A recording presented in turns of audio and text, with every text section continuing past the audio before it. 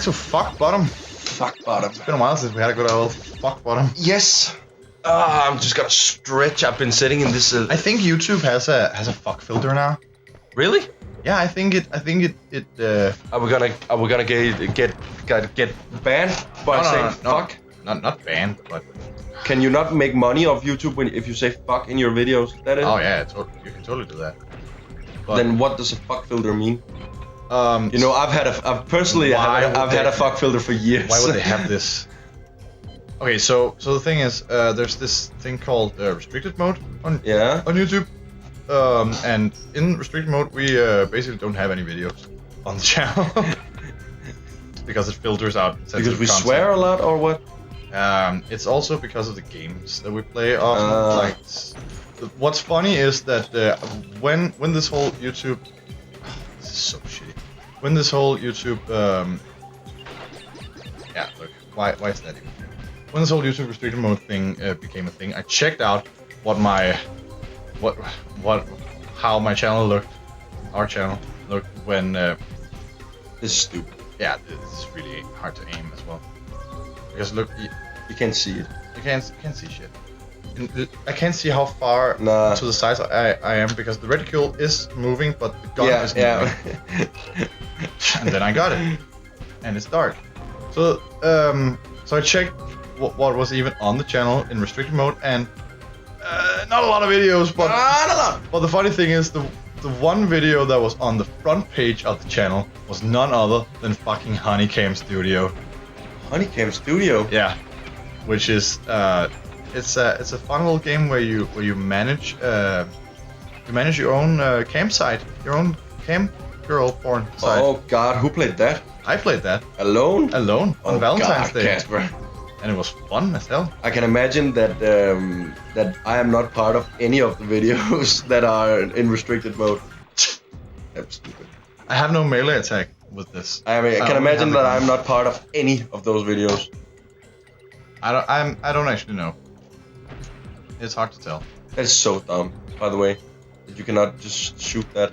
Oh, there it goes. Yeah. I'll eat my word. Wampa bazooka. Yeah. Does it actually use up a wampa when you shoot? No, it doesn't even. Oh, cool. Yeah, that would make sense. Yeah. So that your incessant wampa collection actually made sense.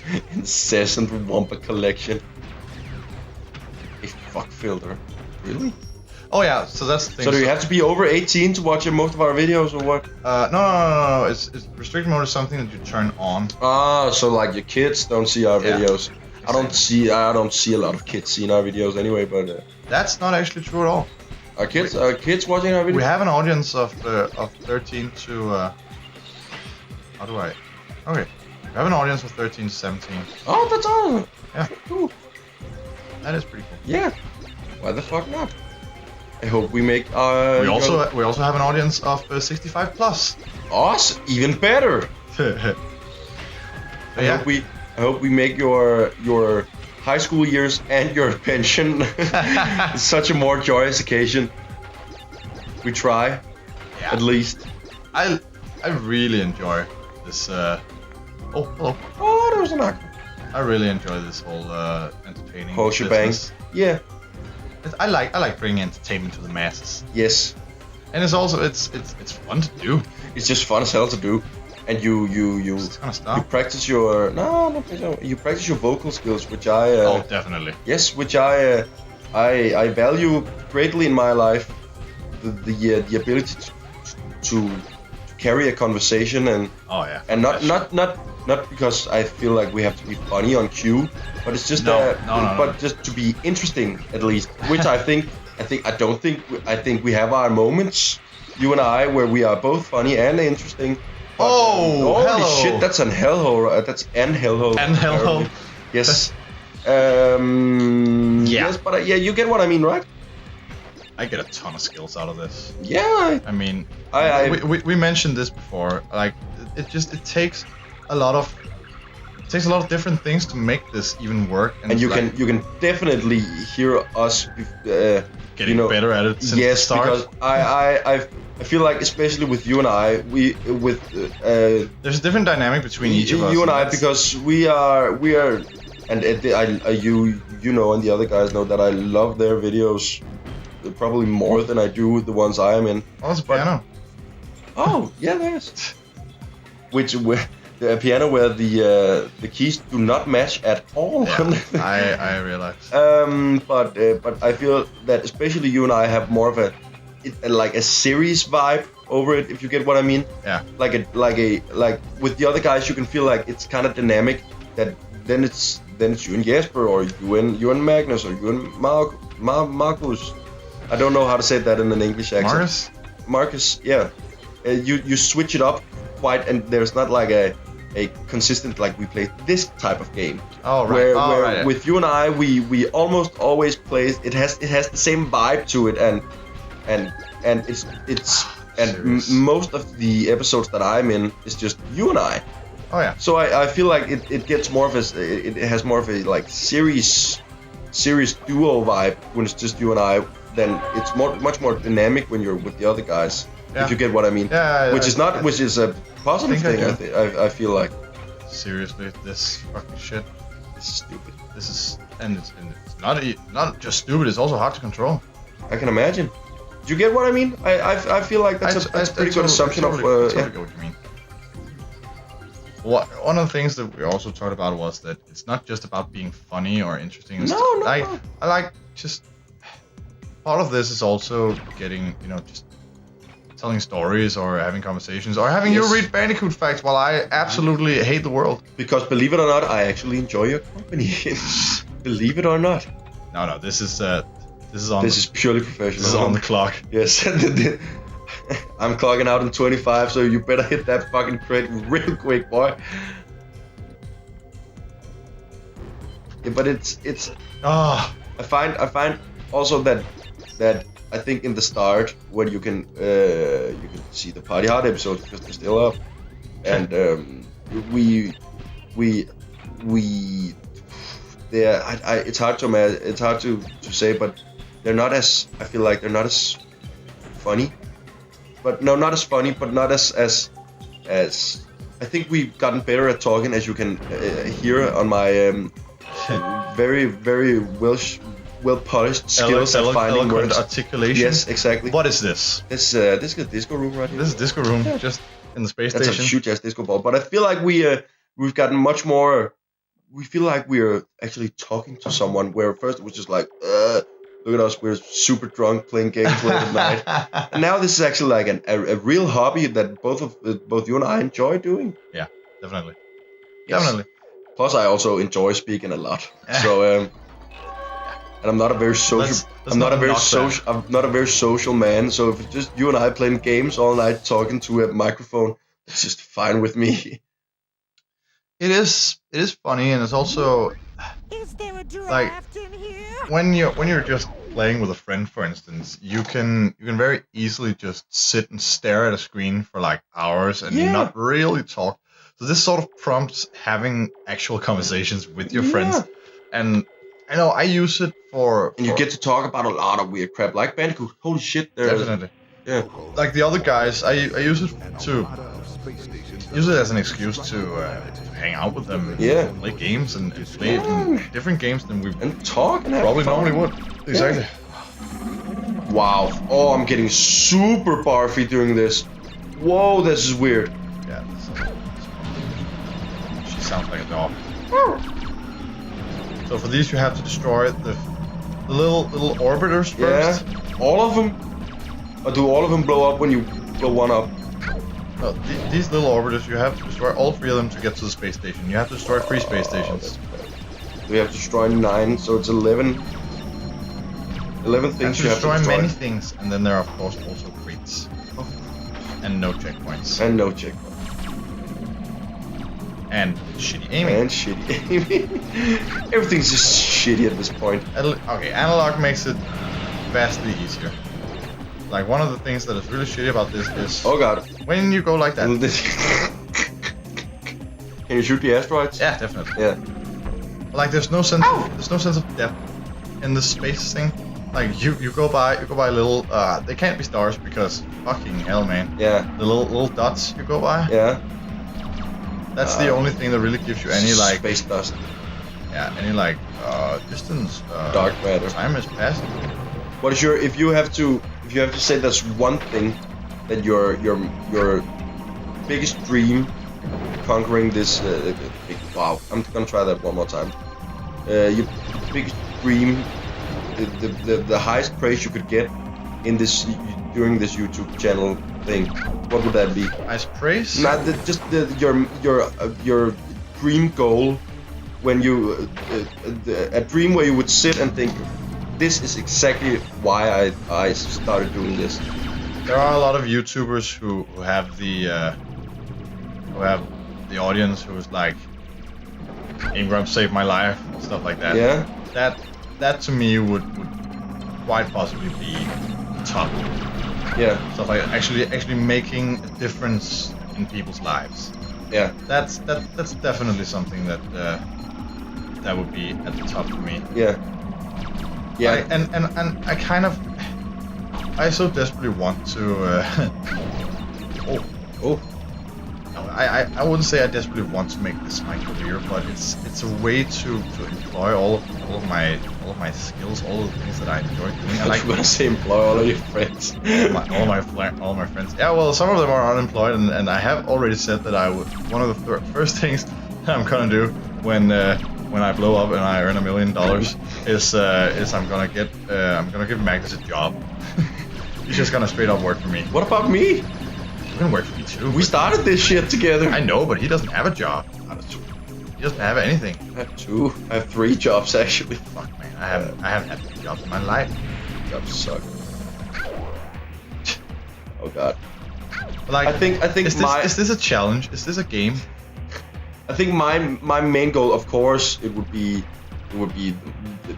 I would have no words to say if someday that scenario would play out in front of me, but I think for if I can get a little selfish and personal. Being financially. Not even that. Just being. I've always had a fascination with the panel thing. I feel like that's the most praise you can get for what people are giving you their time and their presence. I don't even care about their money, but their time and their presence and their cooperation in a thing. And I think that would be, if for my own selfish reasons, would be the top goal of what I could achieve. That would be so cool, and I would and that's Dingo Dial. That was basically Dingo Dial, and I would, and also just the shenanigans that you and I and the 3 other guys could have in not the career and the money part, not that, but holy shit, we could have so much fun if this was like our day job. We did this day to day, and we had it would give us opportunities, and we could. Because all of us had like certain skills we could employ to a job like this. Definitely. Yes, and I find that Coral Canyon, and I find that would be just the sheer shenanigans we could have. That would make it all worth it. Yeah, my dream in like career and stuff currently is definitely being self-employed and being my own boss, shit like that. I would love to do.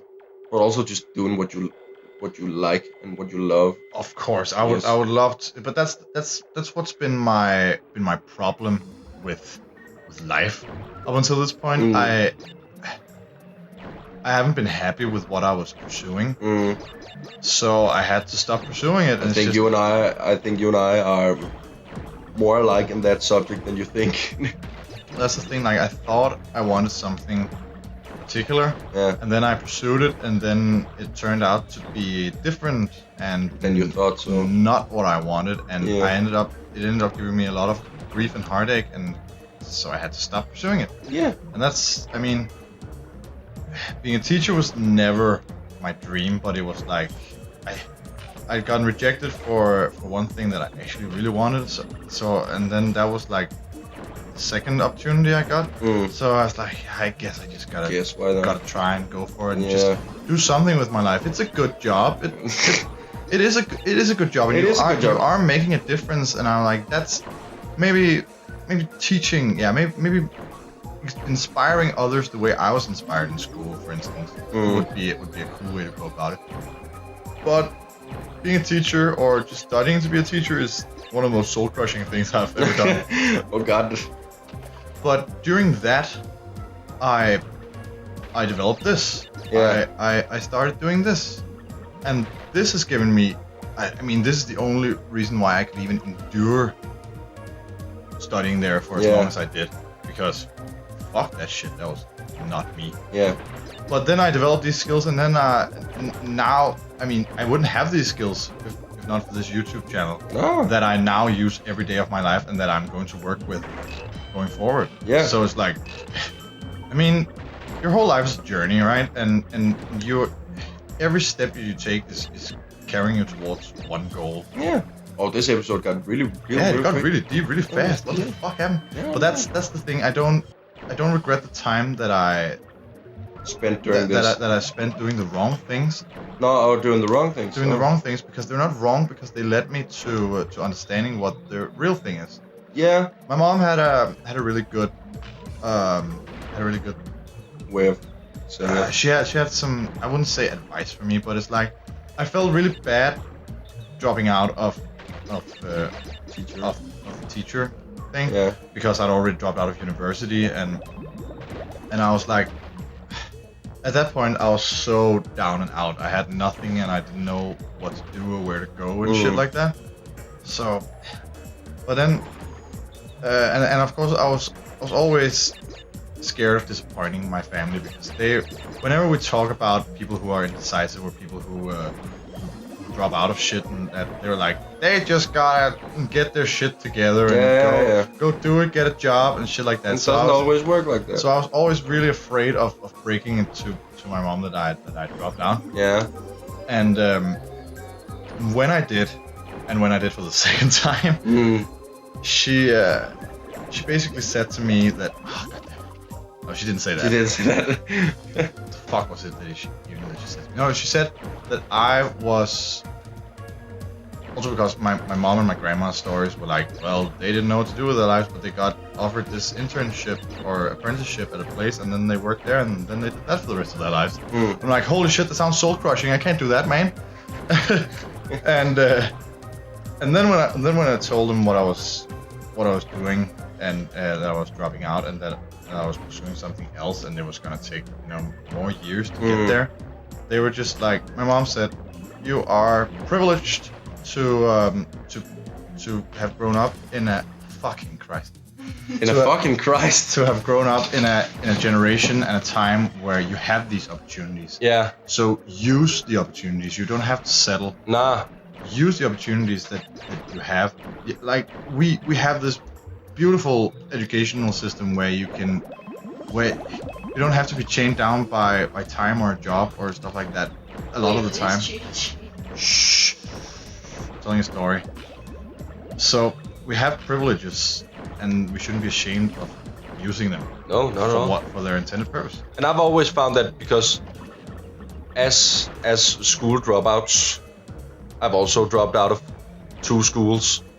Yeah.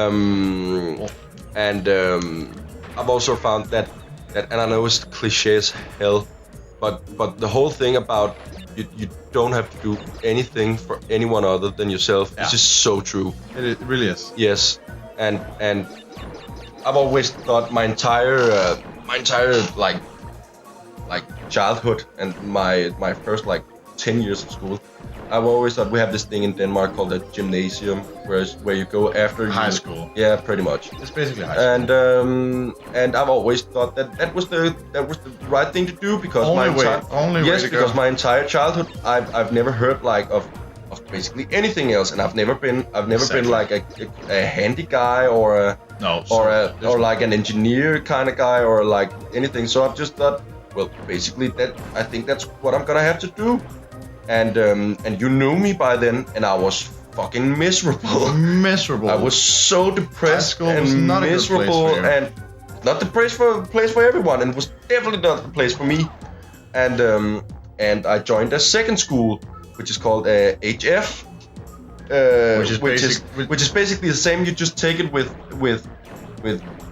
different people for each class. Where in a gymnasium, it's the same people.